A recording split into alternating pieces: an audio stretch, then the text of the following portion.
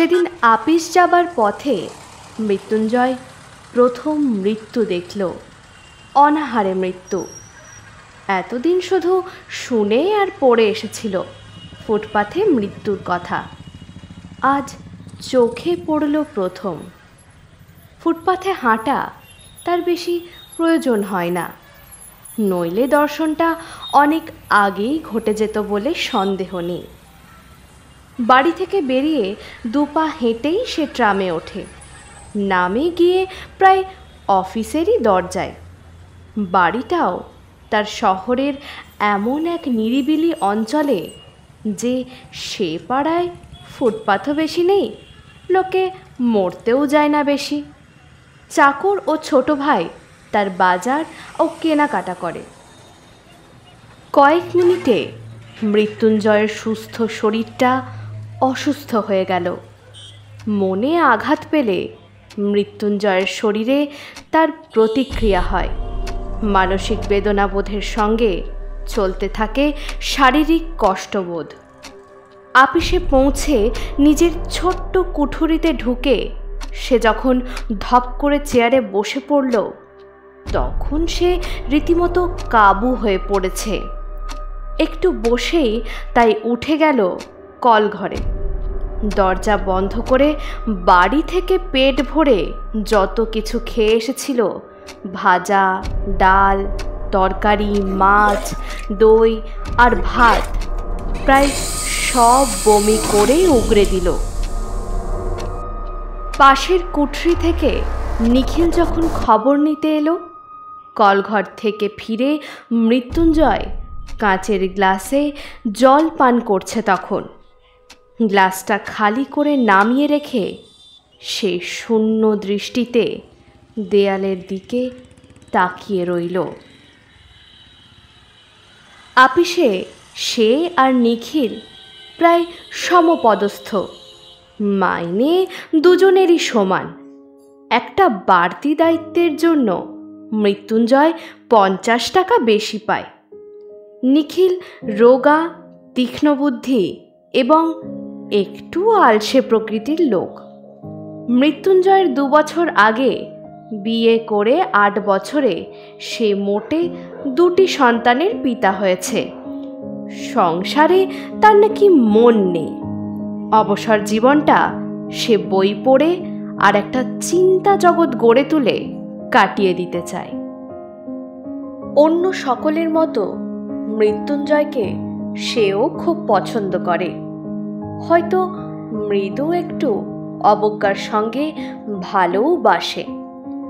মৃত্যুঞ্জয় শুধু নিরীহ, শান্ত, দরদি, ভালো মানুষ বলে নয়, সৎ ও সরল বলেও নয়, মানব সভ্যতার সবচেয়ে প্রাচীন ও সবচেয়ে পচা ঐতিহ্য আদর্শবাদের কল্পনা তাপস বলে।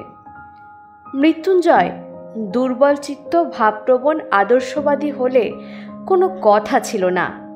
2টো খোঁচা দিয়ে খেপিয়ে তুললেই তার মনের পুঞ্জ পুঞ্জ অন্ধকার বেরিয়ে এসে তাকে অবজ্ঞেয় করে দিত।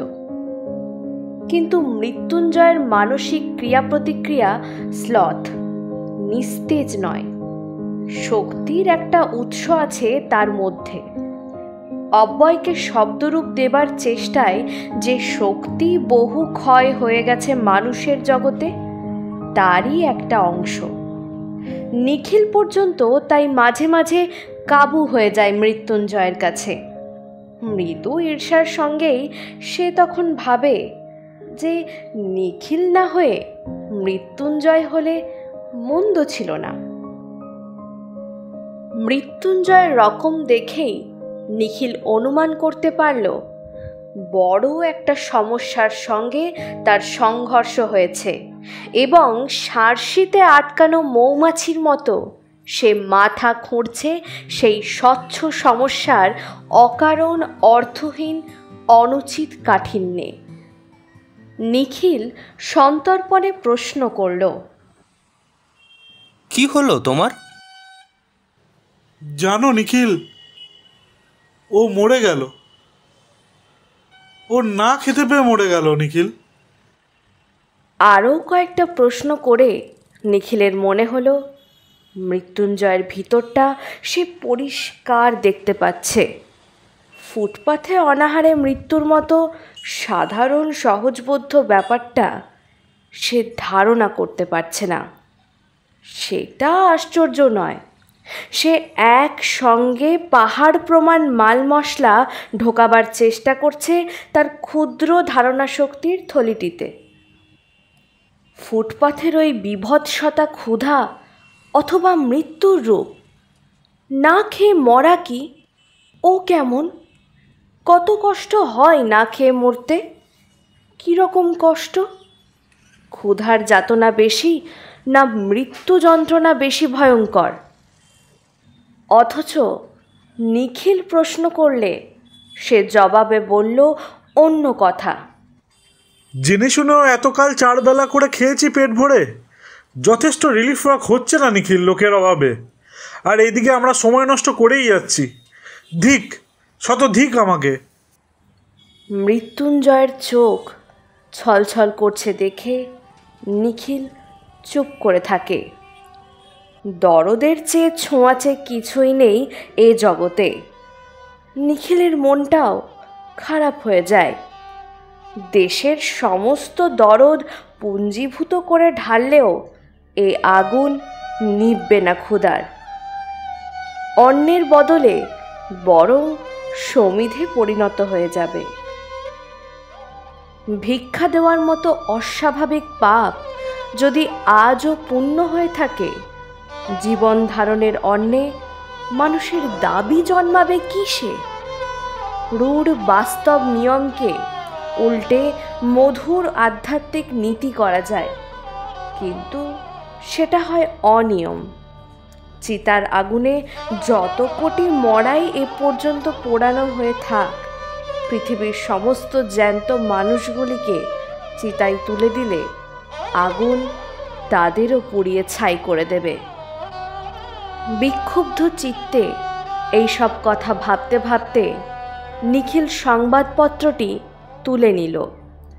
চোখ বলিয়ে যেতে যেতে নজর পড়ল ভালোভাবে সদ্গতির ব্যবস্থা করে গোটা কুড়ির মৃতদেহকে স্বর্গে পাঠানো হয়নি বলে এক স্থানে তীক্ষ্ণ ধার হা হুতাশ করা মন্তব্য করা হয়েছে।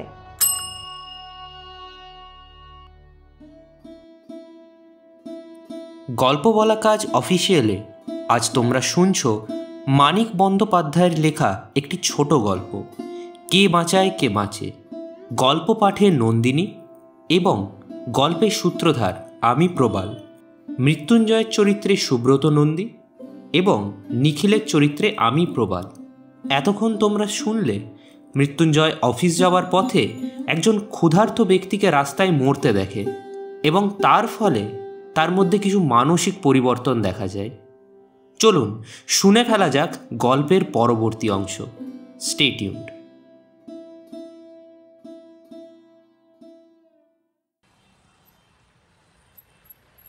কদিন পরেই মাইনের তারিখ এলো। নিখিলকে প্রতি মাসে 3 জায়গায় কিছু কিছু টাকা পাঠাতে হয়।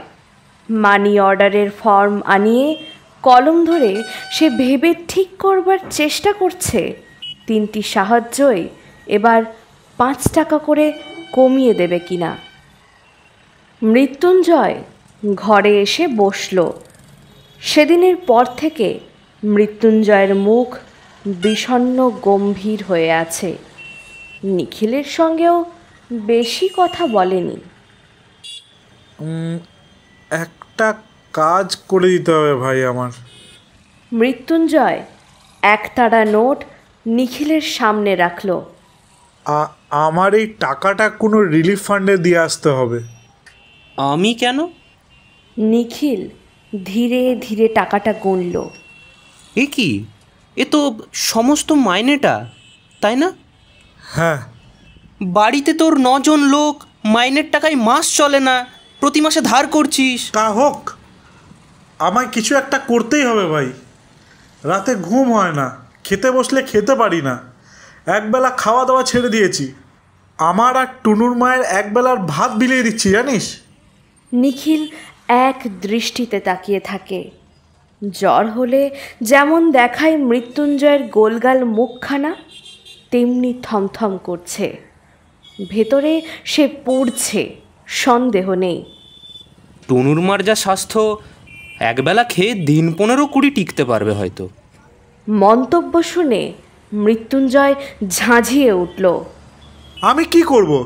কত বলেছি, কত বুঝিয়েছি, কথা শুনবে না। আমি না খেলে উনিও খাবেন না।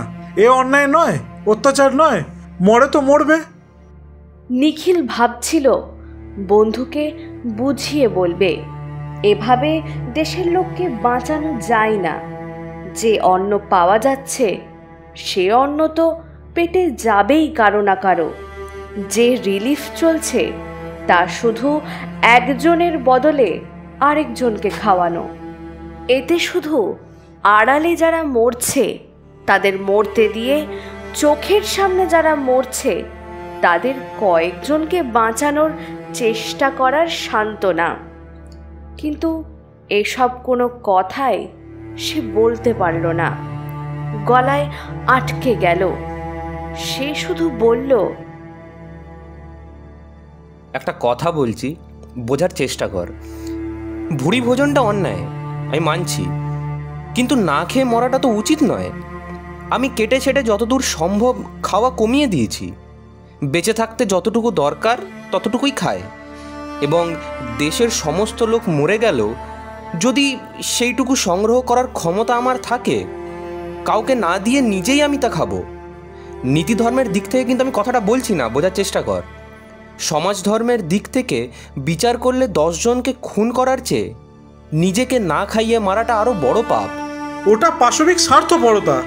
হ্যাঁ, আচ্ছা, তাহলে আমাকে এটা বল, কিন্তু যারা না খেয়ে মরছে তাদের যদি এই পাশবিক স্বার্থপরতা থাকতো, 1 কাপ অখাদ্য গ্রুয়েল দেওয়ার বদলে তাদের যদি স্বার্থপর করে তোলা হতো, অন্ন থাকতে বাংলায় না খেয়ে কেউ মরতো না, তা সে অন্য 1000 মাইল দূরেই থাক আর 31টা তালা লাগানো গুদামেই থাক। তুই পাগল নিখিল, বদ্ধ পাগল। তারপর দিন দিন কেমন যেন হয়ে যেতে লাগলো মৃত্যুঞ্জয়। দেরি করে আপিসে আসে, কাজে ভুল করে, চুপ করে বসে ভাবে, একসময় বেরিয়ে যায়। বাড়িতে তাকে পাওয়া যায় না। শহরের আদি অন্তহীন ফুটপাথের ধারে সে ঘুরে ঘুরে বেড়ায়। ডাস্টবিনের ধারে, গাছের নিচে, খোলা ফুটপাথে যারা পড়ে থাকে, অনেক রাত্রে দোকান বন্ধ হলে যারা হামাগুড়ি দিয়ে সামনের রোয়াকে উঠে একটু ভালো আশ্রয় খোঁজে, ভোর 4টে থেকে যারা লাইন দিয়ে বসে দাঁড়িয়ে দাঁড়িয়ে, মৃত্যুঞ্জয় তাদের লক্ষ্য করে। পাড়ায় পাড়ায় লঙ্গরখানা খুঁজে বার করে অন্নপ্রার্থীর ভিড় দেখে। প্রথম প্রথম সেই সব নরনারীর যতজনের সঙ্গে সম্ভব আলাপ করত, এখন সেটা বন্ধ করে দিয়েছে। সকলে এক কথাই বলে, ভাষা ও বলার ভঙ্গি পর্যন্ত তাদের এক ধাঁচের।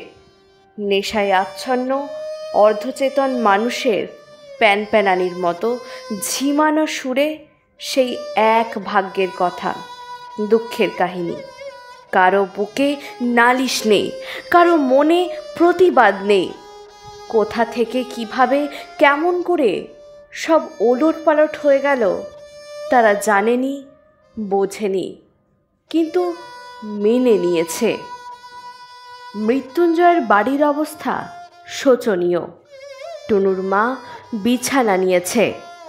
বিছানায় পড়ে থেকেই সে বাড়ির ছেলে বুড়ো সকলকে তাগিদ দিয়ে দিয়ে স্বামীর খোঁজে বারবার বাইরে পাঠিয়ে দেয়। কিন্তু এই বিরাট শহরের কোথায় আগন্তুক মানুষের কোন জঞ্জালের মধ্যে তাকে তারা খুঁজে বার করবে? কিছুক্ষণ বাইরে কাটিয়ে তারা ফিরে আসে। টুনুর মাকে মিথ্যে করে বলে যে মৃত্যুঞ্জয় আসছে, খানিক পরেই আসছে। খবর দিয়ে বাড়ির সকলে কেউ গম্ভীর, কেউ কাঁদো কাঁদো মুখ করে বসে থাকে। ছেলে মেয়েগুলি অনাদরে অবহেলায় ক্ষুধার জ্বালায় চেঁচিয়ে কাঁদে। নিখিলকে বারবার আসতে হয়। টুনুর মা তাকে সকাতরে অনুরোধ জানায় সে যেন একটু নজর রাখে মৃত্যুঞ্জয়ের দিকে, একটু যেন সে সঙ্গে থাকে তার। নিখিল বলে, বৌদি, আপনি যদি সুস্থ হয়ে উঠে ঘরের দিকে তাকান তাহলে যতক্ষণ পারবো আমি ওর সঙ্গে থাকবো, না হলে নয়। টুনুর মা বলে, উঠতে পারলে আমি তো ওর সঙ্গে ঘুরতাম ঠাকুরপো। ঘুরতেন মানে? নিশ্চয়, ওর সঙ্গে থেকে আমি অনেকটা ওর মতোই হয়ে গেছি। উনি পাগল হয়ে যাচ্ছেন, আমারও মনে হচ্ছে যেন পাগলই হয়ে যাব। ছেলে মেয়েগুলির জন্য সত্যি বলতে আমার ভাবনা হয় না, কেবলই মনে পড়ে ফুটপাতের ওই লোকগুলির কথা। আমাকে 2-3 বার উনি সঙ্গে করে নিয়ে গেছিলেন যে। অনেকক্ষণ চুপ করে থেকে টুনুর মা আবার বলে, আচ্ছা ঠাকুরপো, কিছুই কি করা যায় না? এই ভাবনাতেই ওর মাথাটাও খারাপ হয়ে যাচ্ছে। কেমন একটা ধারণা জন্মেছে যথা সর্বস্ব দান করলেও কিছুই কি ভালো করতে পারবেন না। দারুণ একটা হতাশা জেগেছে ওর মনে, একেবারে মুষড়ে যাচ্ছেন দিনকে দিন। নিখিল শোনে আর তার মুখ কালি হয়ে যায়। মৃত্যুঞ্জয় আপিসে যায় না। নিখিল চেষ্টা করে তার ছুটির ব্যবস্থা করিয়ে দিয়েছে। আপিসের ছুটির পর সে মৃত্যুঞ্জয়ের কাছে যায়। মৃত্যুঞ্জয়ের ঘোরাফেরার স্থানগুলি এখন অনেকটা নির্দিষ্ট হয়ে গেছে। ঘন্টার পর ঘন্টা সেও মৃত্যুঞ্জয়ের সঙ্গে কাটিয়ে দেয়। ঘুরিয়ে ফিরিয়ে নানাভাবে তাকে উল্টো কথা শোনায়। নিজের আগেকার যুক্তিতর্কগুলি নিজেই খণ্ড খণ্ড করে দেয়। মৃত্যুঞ্জয় শোনে, কিন্তু তার চোখ দেখেই টের পাওয়া যায় যে কথার মানে সে আর বুঝতে পারছে না। তার অভিজ্ঞতার কাছে কথার মারপ্যাচ অর্থহীন হয়ে গেছে। ক্রমে ক্রমে নিখিলকে হাল ছেড়ে দিতে হয়। তারপর মৃত্যুঞ্জয়ের গা থেকে ধুলিমলিন সিল্কের জামা অদৃশ্য হয়ে যায়। পরনের ধুতির বদলে আসে ছেঁড়া ন্যাকড়া। গায়ে তার মাটি জমা হয়ে দৃশ্যমান হয়ে ওঠে। দাড়িতে মুখ ঢেকে যায়। ছোট একটি মগ হাতে আরও 10 জনের সঙ্গে এসে পড়ে থাকে ফুটপাথে, আর কাড়াকাড়ি মারামারি করে লঙ্গরখানার খিচুড়ি খায়। বলে, গা থেকে এছি, আমি খেতে পাইনি বাবা, দয়া করে আমায় একটু খেতে দেবে? গল্প বলা কাজ অফিসিয়ালে আজ তোমরা শুনলে মানিক বন্দ্যোপাধ্যায়ের লেখা কে বাঁচায় কে বাঁচে। গল্প পাঠে নন্দিনী, মৃত্যুঞ্জয়ের চরিত্রে সুব্রত নন্দী, টুনুর মার চরিত্রে অঙ্কিতা এবং নিখিলের চরিত্রে আমি প্রবাল। সাউন্ডস্কেপ ডিজাইন সৈকত এবং প্রবাল। পোস্টার ডিজাইন ব্রতপ্রিয়া এবং প্রবাল। পর্ব পরিচালনায় আমি প্রবাল। দেখা হবে সামনের সপ্তাহে আরও একটি অন্য স্বাদের গল্প নিয়ে। Till then please like, comment and share our YouTube channel গল্প বলা কাজ অফিসিয়াল, ইয়োর গল্প পার্টনার।